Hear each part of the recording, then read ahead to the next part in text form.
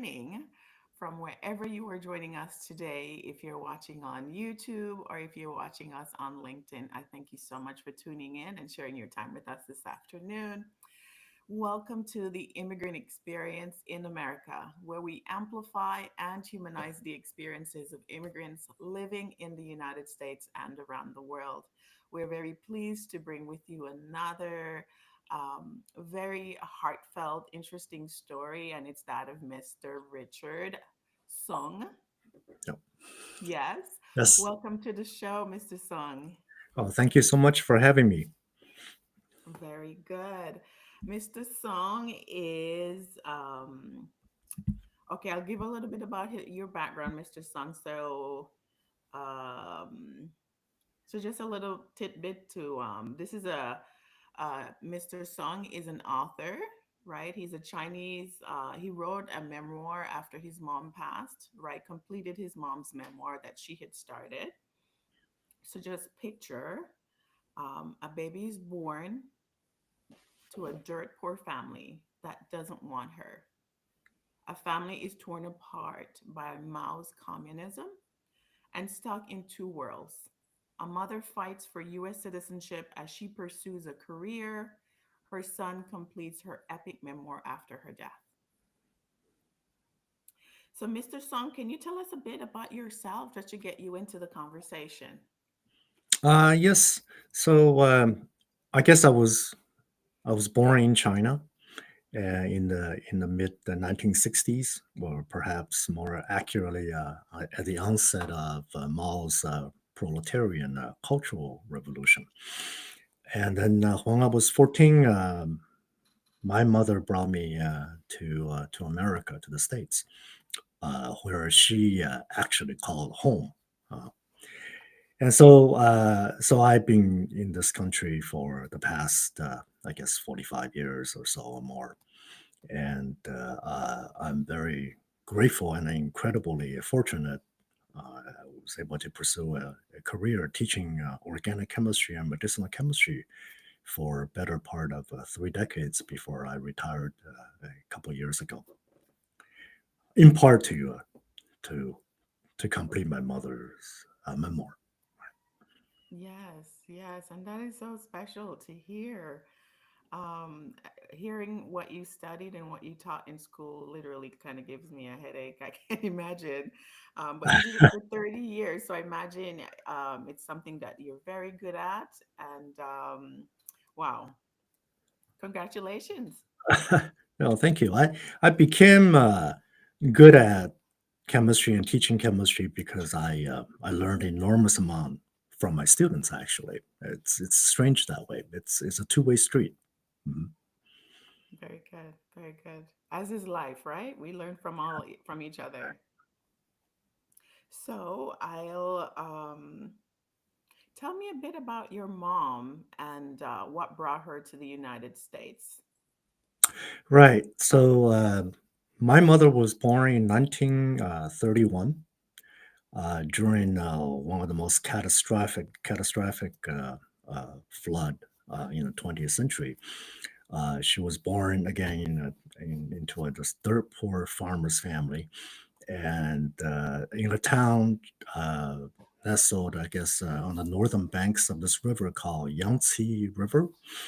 And then so the Yangtze River near her town is about a mile or 2 mile wide, but during the flood, it became like a 20-mile wide. So it wiped out a lot of people.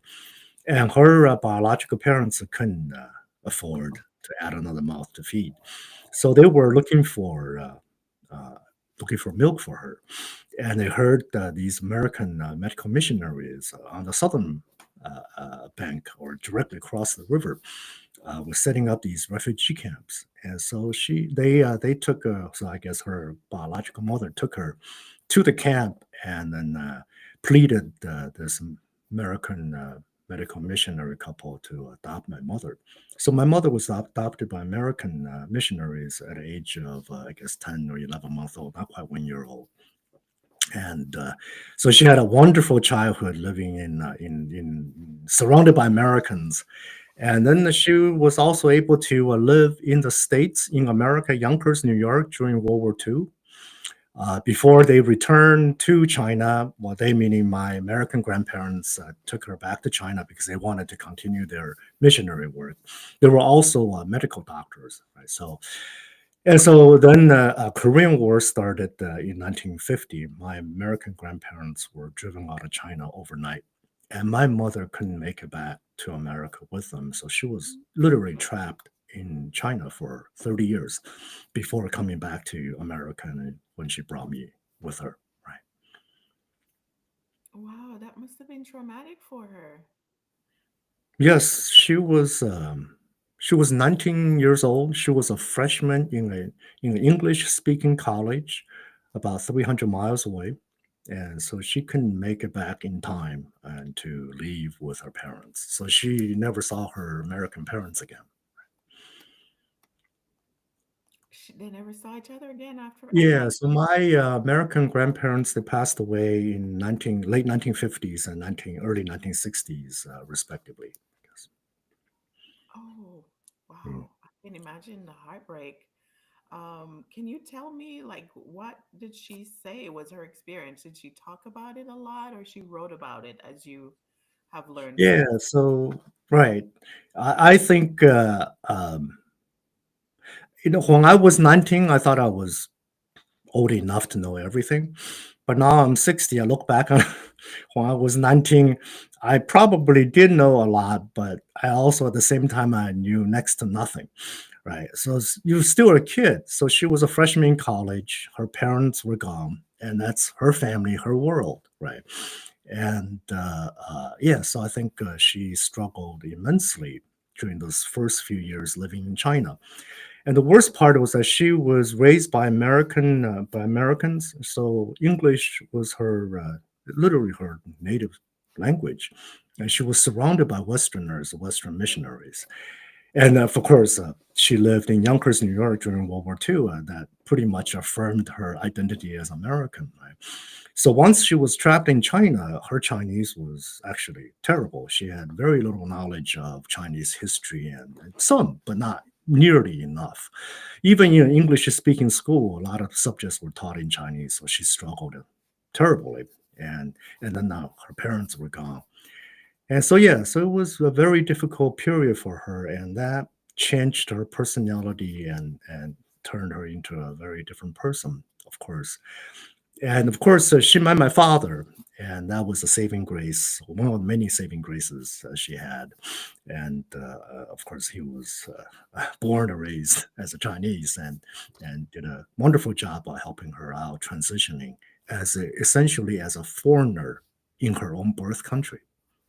Wow, that must have been interesting at 19, Right. to lose your parents because they were fleeing a new form of government and not being able to go back home with them.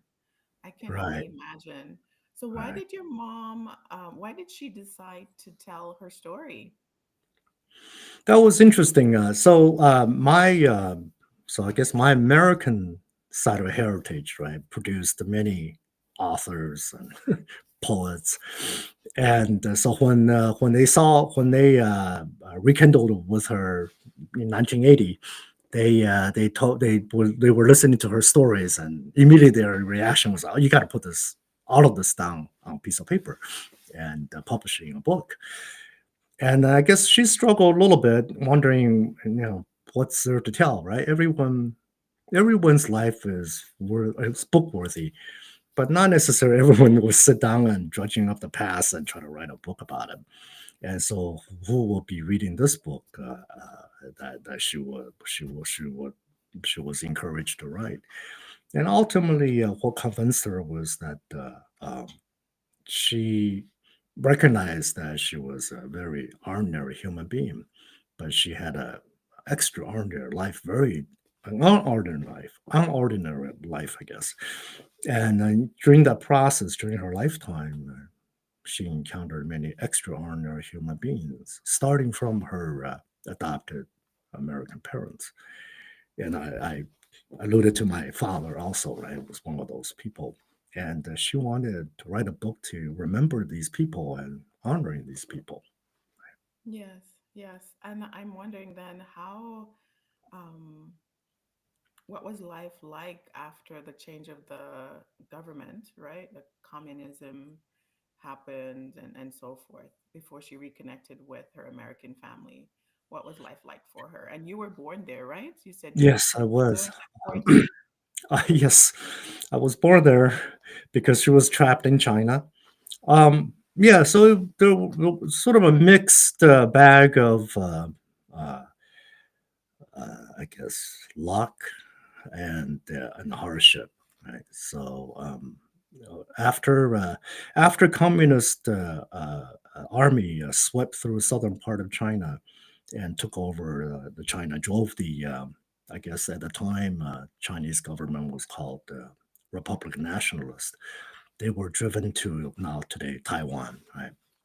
Mm. And they were actually very cautiously what they wanted to do, and so they even allowed my American grandparents, to stay to keep the hospital that they had built decades earlier, keep it open, functional. Of course, everyone needs a competent doctor, right? Physician, a surgeon, which American grandfather was a surgeon, and so that was how they didn't my grandparents didn't leave, right, until Korean War 1950, and that was a proxy war between America and China. So then suddenly anti-American fervor was at all-time high, and so they had to flee, right? And so again, my mother was trapped. But once she was trapped, she was in college and was trying to decide what she wanted to do, right? What major she's gonna. And she was really bad in organic chemistry, actually. She confessed in her book. And but yet, China needed the new communist government recognized they really needed teachers. That's one profession, and the others physicians, and especially with the ongoing Korean War, they needed physicians. And so they simply group all these college kids into two groups. One is pursuing profession of teaching, the other is pursuing profession, medical profession.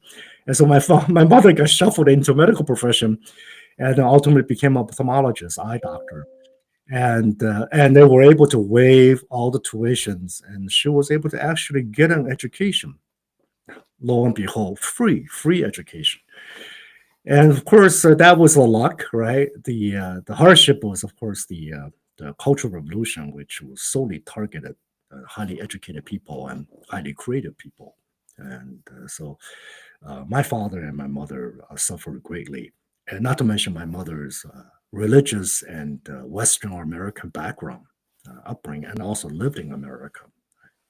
So Yes. So for those who are listening, I can imagine them wondering, okay, what can you spell it out a little bit more, like the communists, the regime's ideal against people who are educated, creative, and so forth? Why, what was the perspective at the time?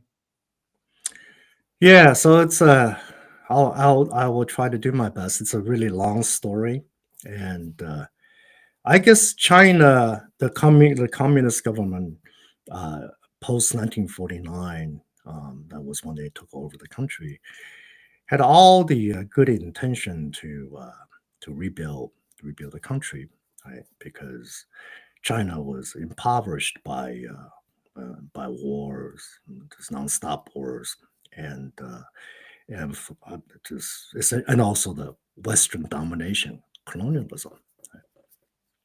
And so by 1949, especially after in the early 1950s, the Korean War also sapped a lot of resources. And so they want to rebuild the country and rebuild the nation and make China strong again, right?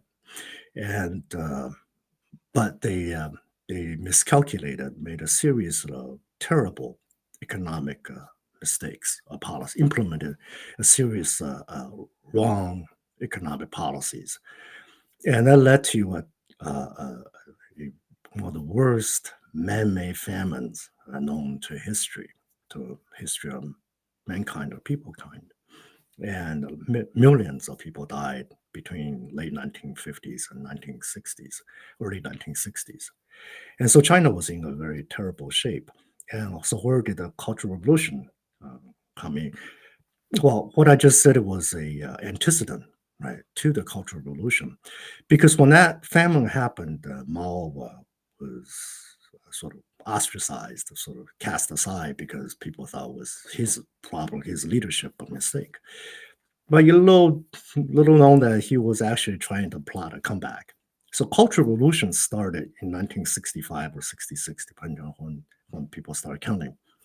It was really a political struggle at the highest level, right? And it was Mao was trying to recapture the power, leadership of the country, consolidate the power solely into his own hand, and ostracizing the political adversaries, right? But it turned into a chaotic movement. Chaos was necessary because if when you want to have a coup, the best way to have a coup is essentially create a chaos. But the chaos he created was to have these hundreds and thousands of millions, actually, teenagers take all the matters to the street. And so they started to pillaging and burning anything that's related to culture, to arts, to knowledge, and that created a smoke screen for what Mao wanted to do. But that wasn't quite enough because you can't just blame the atrocities of 1950s, 60s to a couple of political adversaries. So he decided to place the blame onto people who have the essentially have the most highly educated people have the knowledge and blaming them for giving him the wrong advice about how to rebuild a nation. So my father was earlier, a decade earlier, criticized some of those economic policies. He was actually a very well-known agronomist. He at the time in 1950s he was already assistant professor and director of a research institute. And so, because of his criticism spoken a decade earlier, so he was sent to jail right away in 1965, 66, right? Because again, not only to ostracize these political leaders, adversaries at the highest level, but also placing blames on hundreds and thousands of these highly educated people, engineering and professors and doctors.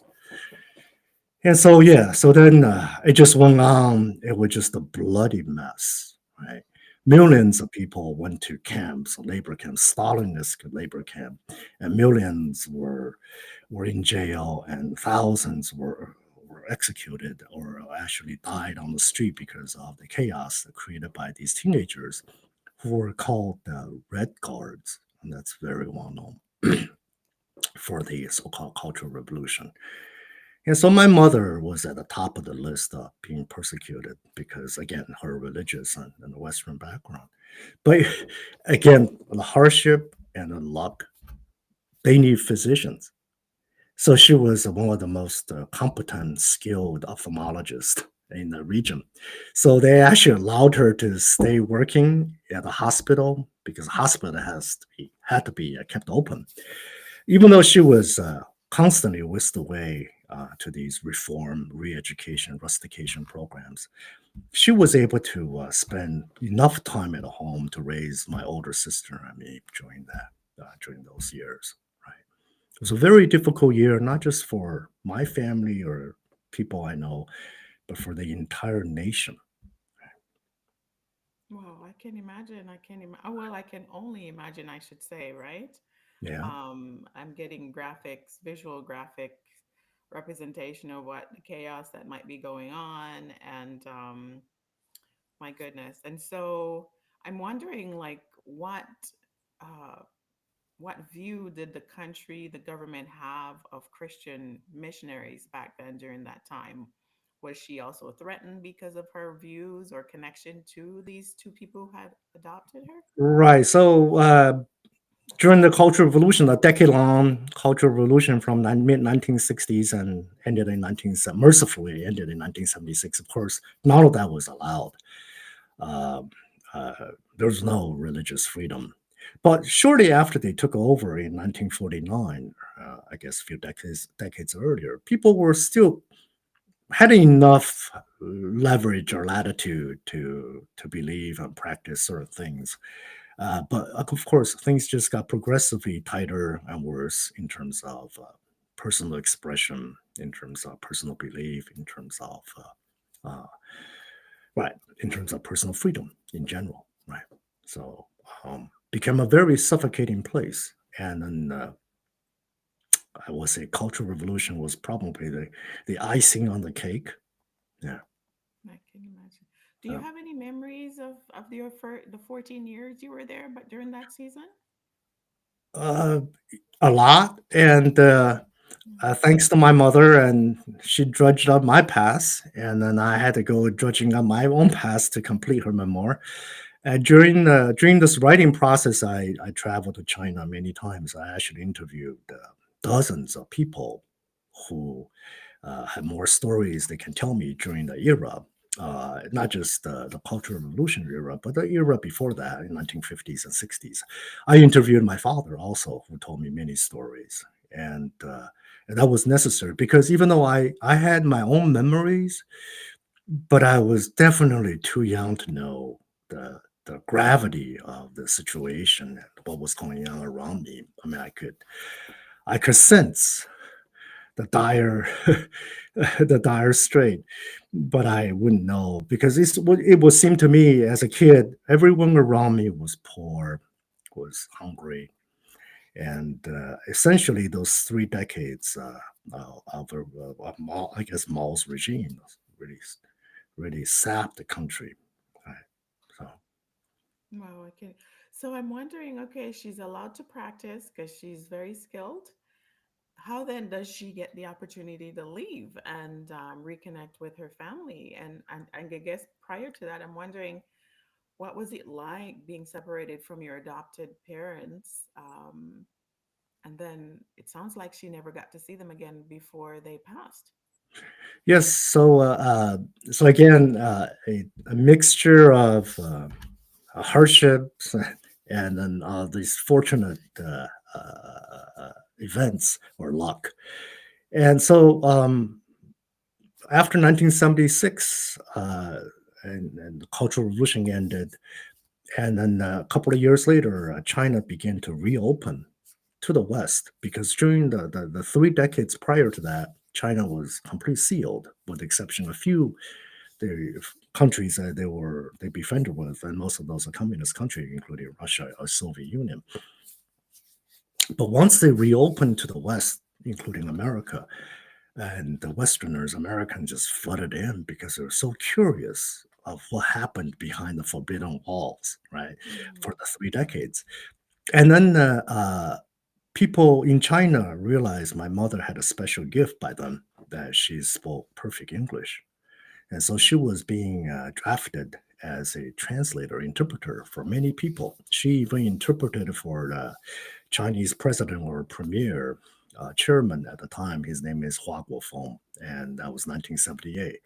And then she went on to many of these trips to translate for a lot of different people from different walks at these conferences.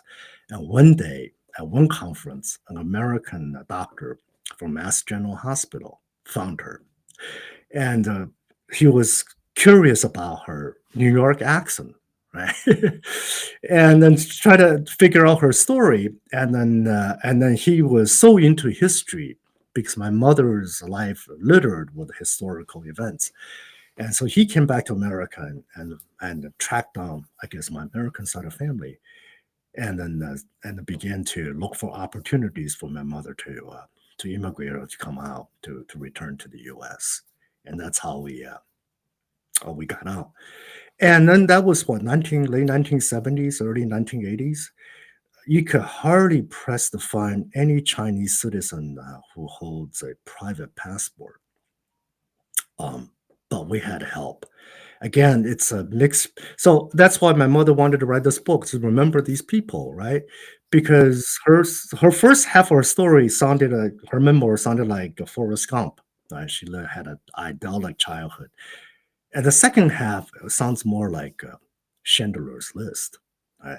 The fact that she could survive in that situation was because there was a lot of people came out of the woodwork to help her out. These would include a lot of people who would cross the ideological line. So there were two very high-ranking communist officials. Granted, my mother saved their eyes. But they found my mother's story also very interesting, and they were the people that recognized to rebuild China. You need a highly skilled people, so they were technically pretty much looked out for my father and my mom. And so they were the one that helped us to get a private passport. And with the visa coming from Mass General Hospital and then the private passport, we were able to leave China. Fleeing China is a harsh word, but leaving China, I guess, legally in 1980. And I'm still looking for someone of my age who left China at around that time. I was probably one of the very few teenagers who left China around that period, shortly after China reopened to the West. Okay. Wow, wow. Wow, that is quite a story. The sort of almost fortune that's like following her life, despite her beginnings. It's amazing. Yes. So the story is a tragedy. Her life was ended up being a tragedy, right? The memoir is a tragedy, but there were a lot of wonderful moments, and then there were a lot of terrible stories. And then she encountered these terrible historical events, man-made or natural disasters. Uh, but all the while, there were just going to be somebody coming along to carry her this extra yard, essentially, right? So that she could survive, or even if not, also thrive. And that's why that was what made her determined to sit down to write this book and remember all these people and honoring all these people, right? And so, right. So the impetus was there became that became her impetus to do so, Yes. right? Mhm. I'm wonderful. So I see that there was some connection with her traveling to India. Was it after she got to the US, or maybe she Yes, went with one of the officials on the other side? right. That's why her childhood is amazing, right? So she so literally on VE Day in 1945, May 8th, right? Her parents plucked her from her desk at her high school in Yonkers, New York, and they boarded this U.S. Naval battleship. And en route, they went towards the direction of Africa, and ultimately passed the Suez Canal, landed in India. And they wanted to go back to China to continue their medical mission. And so they clearly wasn't thinking about leaving my mother in Yonkers, New York, right? So, but then a lot of many British and American missionaries in India said you can't go back there. The European part of World War II, or European theater has ended, but the Pacific theater, the Pacific part of the war, World War II, was still ongoing. Japan hadn't surrendered yet, and so you shouldn't go back. So they ended up staying in India for about a year, and my mother actually attended this British boarding school in the Himalayas. It's called the Woodstock, British Woodstock High School. And so she befriended many Indian kids, and I even had a chance one day in Mumbai. She saw Gandhi. Uh, Wow. And it continues, right? yeah, so that's why the first half of her life was Forrest Gump like, right? So I'm wondering, during the time when her adoptive parents left, like fled, literally, it sounded like, and she wasn't able to get out, did she ever have any communication with them at all, or that was the last time she actually saw and communicated with them? They were able to communicate with one another by letters for about 3 to 4 years, all the way up to about 1955. And of course, when my mother came to the U.S., she inherited boxes of letters and files and things from my American side of family, right?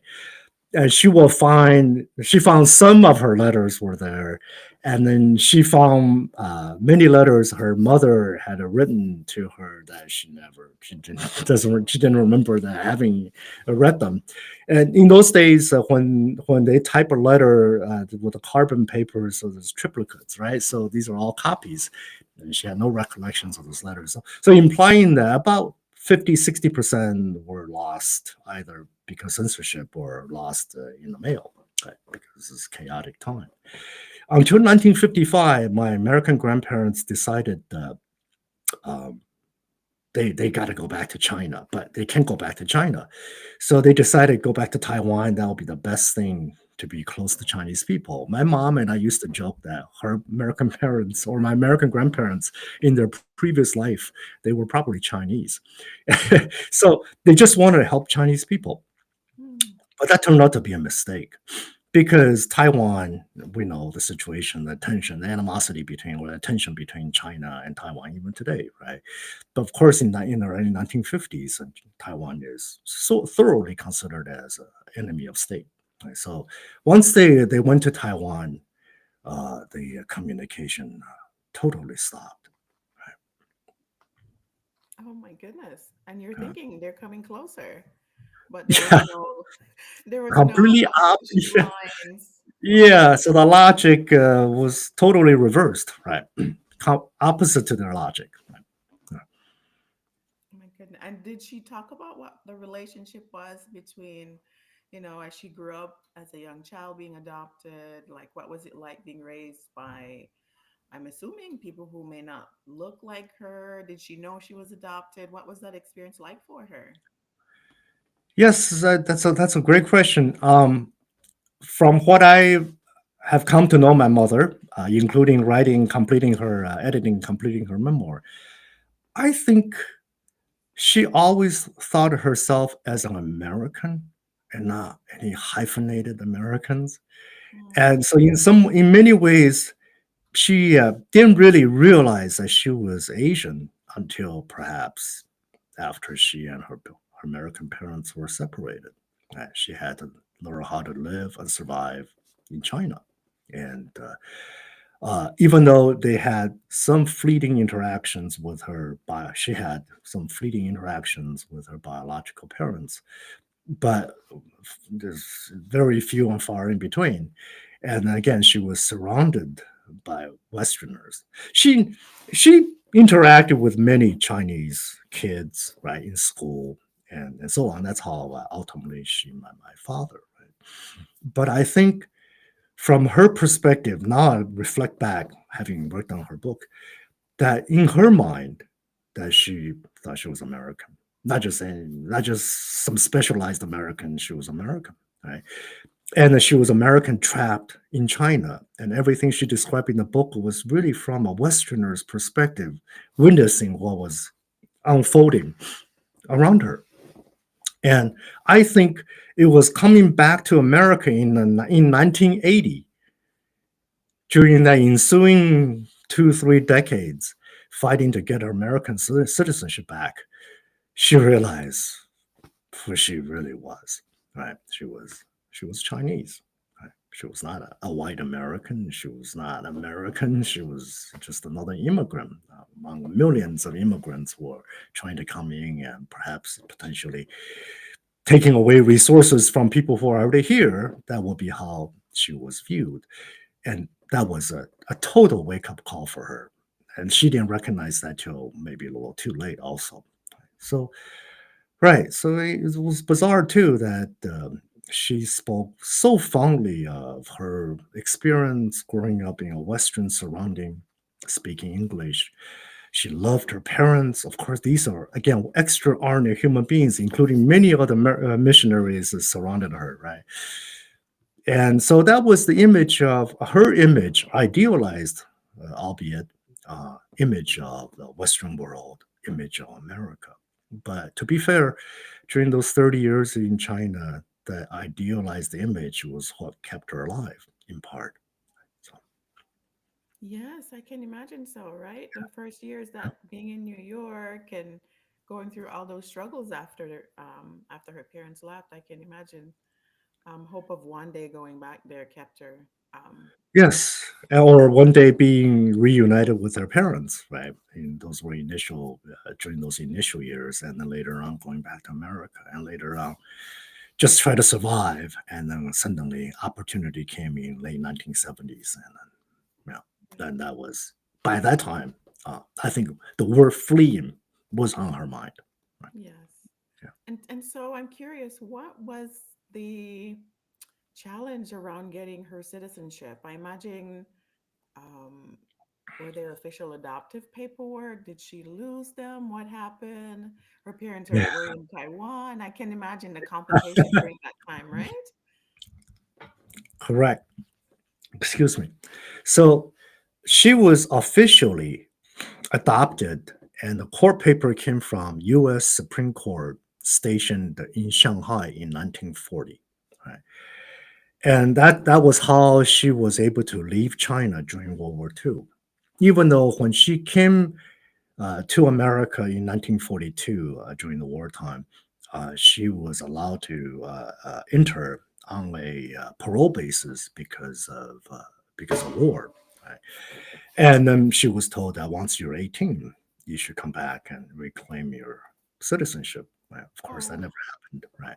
And so all of that, all those documents were available to the U.S. immigration officers.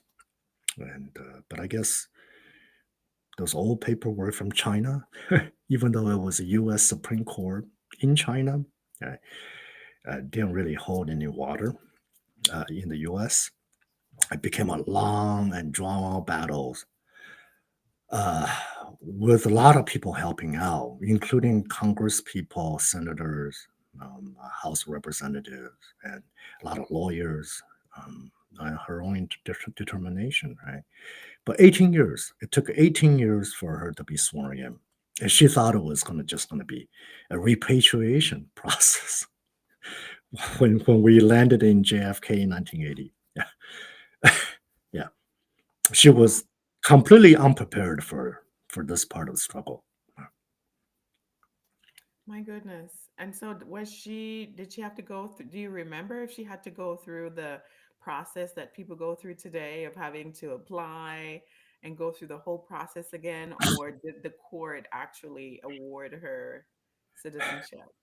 I was with her. Of course, I was in school, and again, I was very young. And again, I confess to you, right? I thought I understood everything, but I really understood next to nothing, except I accompanied her almost weekly or monthly basis, making a trip to the immigration office. This will be in Boston because we ultimately settled in Boston, and so it'll be in JFK building, the government center on Cambridge Street. We will pack a lunch. We'll be there like 5 a.m. or 4 or earlier, and there will be already a very long line. Hundreds of people already lined up. So we would take a number and wait for all day in a very dimly lit room, very depressing. And then once your number is called, you go up there, show them the forms you filled out. And more often than not, an officer or agent would say, "This is missing. Where is this form?" And my mother would be saying, "You didn't tell me that last time we were here. I'm telling you now." So, and then next thing, that person will be looking at the meter with a number flicking or clicking, right? Or flicking. And that person will be saying next. And you waited all day, just literally 90 seconds, right? So we went through many of those trips. It was very depressing. And one time, and that is why I was actually faster than my mother. One of the few things, or maybe one of the only thing that I was faster than my mother. My mother was fast and brilliant, and I hands down. But I recognized I was an outsider. This is not my home. I'm not from here. But my mother failed to recognize that, as I said to you earlier. She thought she was American. And then they couldn't, and then she will argue that, where do you think I can speak such a perfect English? And they said, we don't know. Your parents are dead. They're not here to voucher for you. Right. So, and so, yeah, so it was one time that she was about to grab that agent by the neck. And it was me held her back. She was so angry. She lost it. And then, and I could tell the security guards were coming after us. This is what I believe we went through, and I would say millions of other people have gone through. It's a it's a grossly imperfect system, right? Even though America has a long-standing history of allowing immigrants to come in and build a new life for themselves, but definitely the system is far from being perfect. Yes.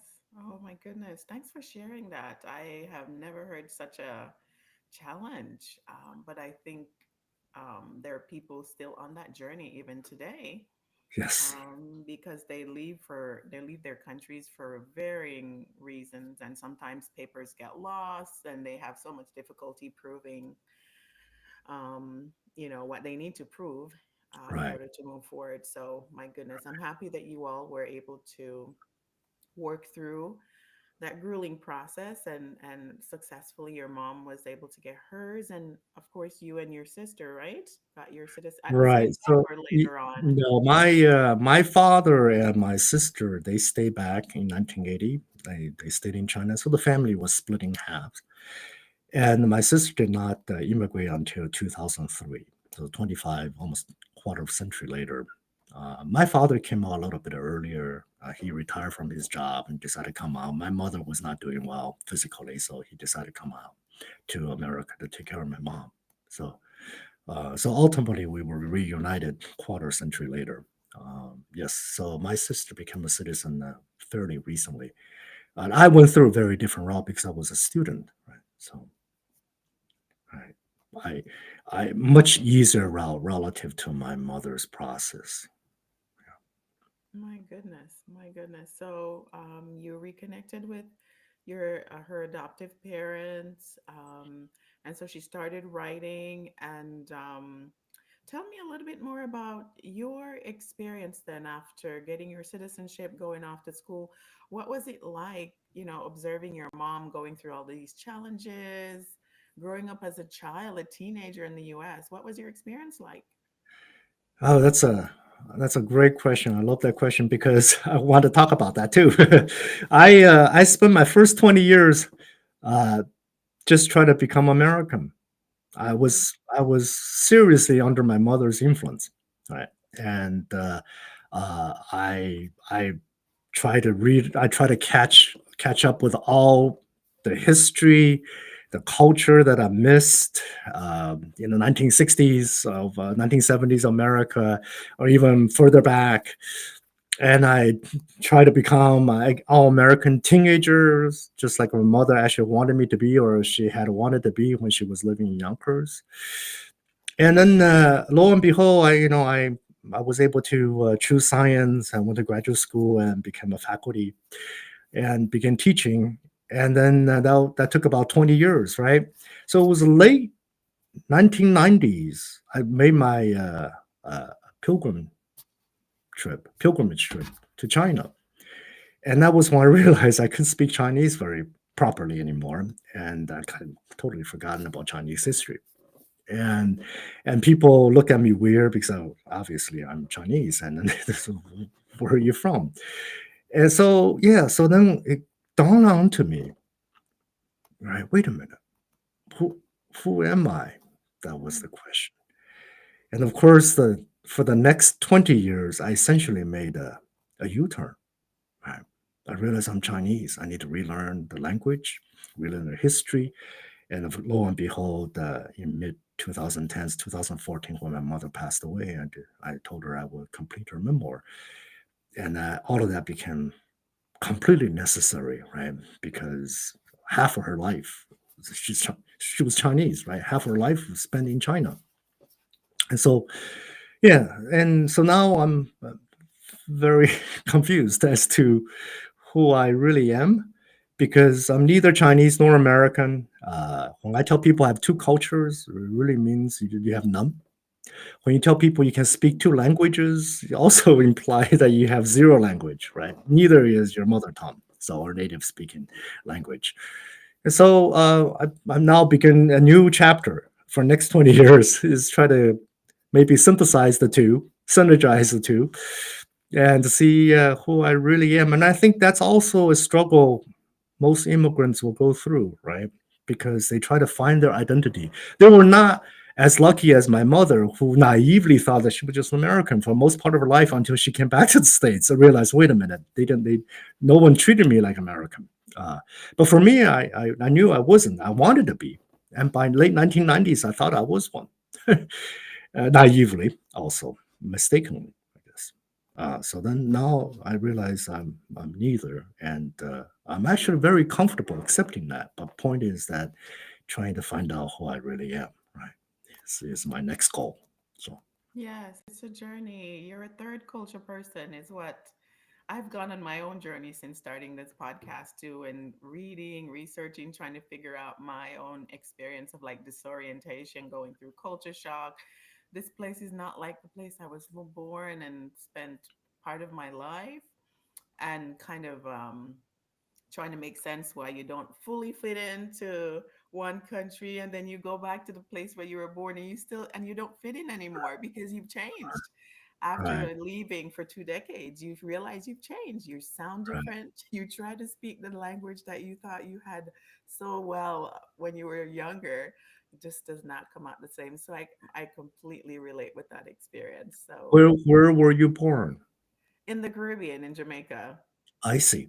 Okay. Yes. And Uh-huh. so it's 20 years later that I actually started asking the questions. I just don't feel like myself anymore. I'm not fully fitting in, or, Yeah. um, you know, as much as I tried to switch, kind of learn American way of speaking and so forth, you just don't quite get it, right? And so you just Well, always I don't feel hear like any you're accent missing, from you, so that's why I ask you where were you born. right?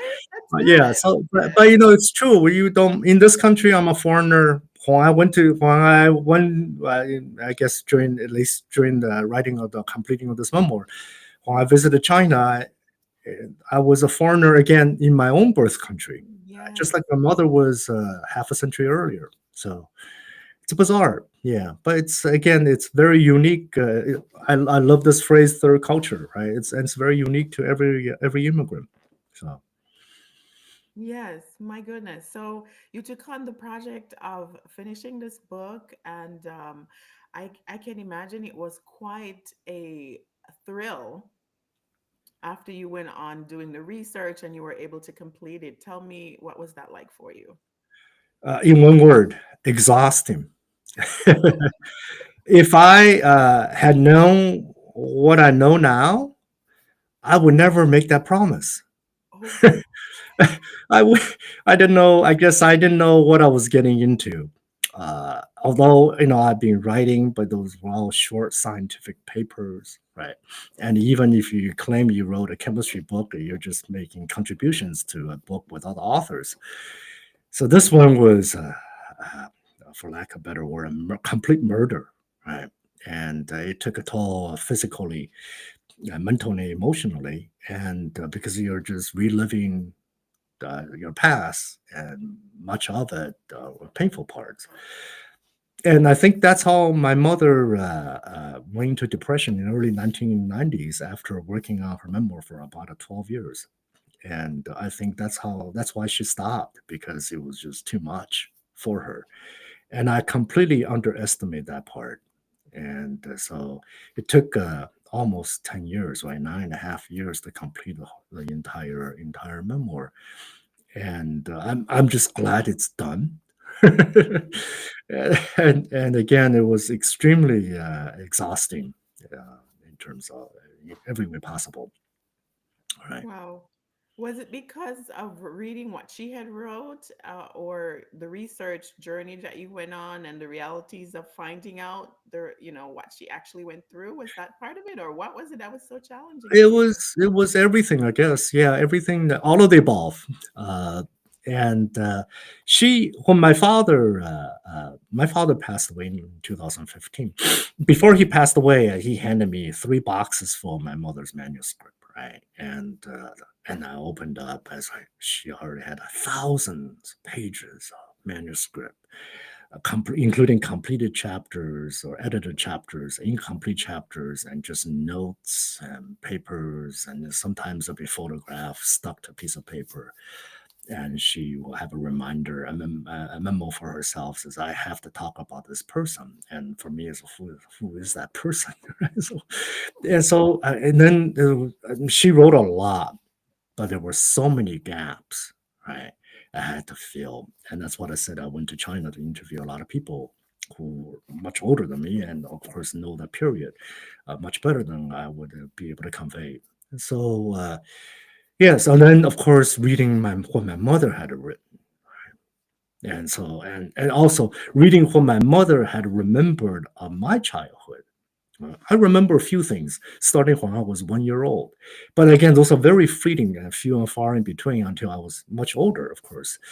But then she would have all of these details. And I guess I should tell you, my mother's memoir is much less of a memoir. It's more like a chronicle. It's extremely detailed. Mm. She was blessed with photographic memory. Of course, she also cheated because she read many letters that her own American mother had written to, I guess, her American grandparents. Right? So, but again, she remembered many details, many conversations, and stories. And so reading all of that, and I prefer not knowing because again, bliss is ignorant is a bliss, right? So not remembering, or not understanding would be fine for me, and I had to reread that. And of course, writing a book is editing, rewriting, rereading, rewriting, editing.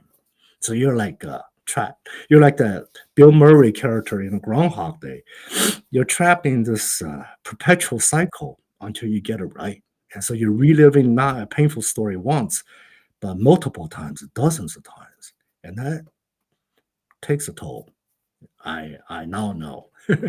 I didn't know. Yeah. Yes. Well, congratulations for Thank finishing you. in the book. Thank you And so much. congratulations for your retirement that you've been enjoying now for 2 years. Um, Yes.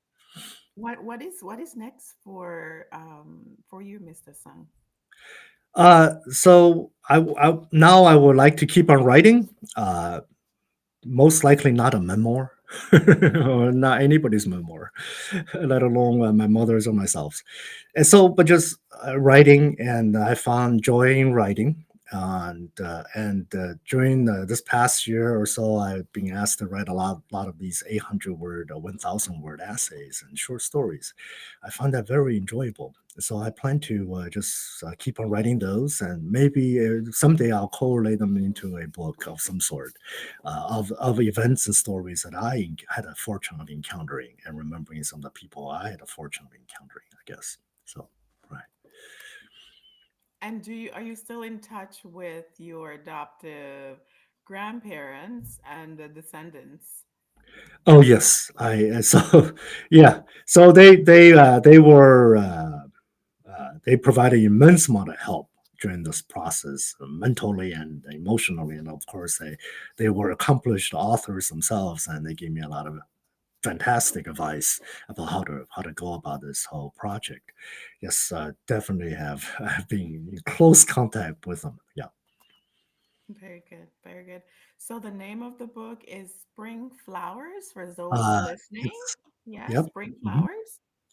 Yeah, spring flower, and you can type that, and then my mother's American name, Jim Perkins, and then Amazon.com, Barnes Noble will show up a page with all the info. Yeah. That's right. I also have a website now called Richard Perkins Show, my last name.com, solely dedicated to the book and to the memoir.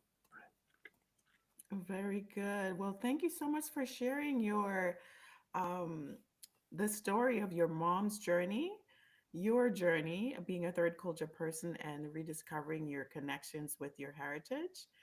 And it's been quite a very interesting journey for me to hear about the history of China during that time. Thank you so much for joining us today.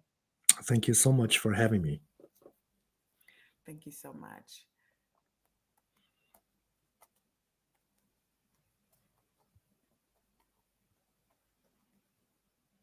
And let me say before I drop, thank you to everyone who joined us on LinkedIn and on the YouTube live sessions. I am in the recording studio, but I have not been able to see who all were watching. But thank you so much. I'll look at the transcripts and see what comments were left. But thank you so much for joining the immigrant experience in America, and listening to Mr. Shun's story of his mom's journey and coming to the United States. Thanks for joining. Have a great afternoon.